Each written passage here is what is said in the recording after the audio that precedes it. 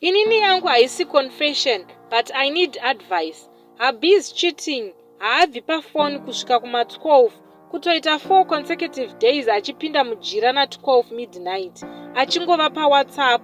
Weekend haumuoni pamba, anobuda Saturday morning, unomuwana Sunday 8 p.m. ari offline pese ipapo. Honestly, I'm now losing feelings for him. Kunyatsonzwa kusarwadziwa nazvo, kunzwa kuti chero bonde racho patinozoritira handitodi ndichingofunga chihure chake. Now kutaura kuno since yesterday morning, he's nowhere to be found. He's offline, no message, no call. I didn't bother to look for him, ndakangosiyawo. Advise me guys, akadzoka ndidii naye, ndimubvunze here, ndiregedze here? Because last time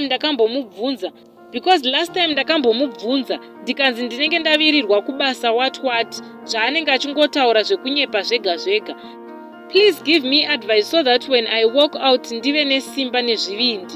Living is not being easy guys. A lot is forcing me to stay hangu. I know people will judge me. Ndibatsirewo kuti ndoita sei hama dzangu pakadai.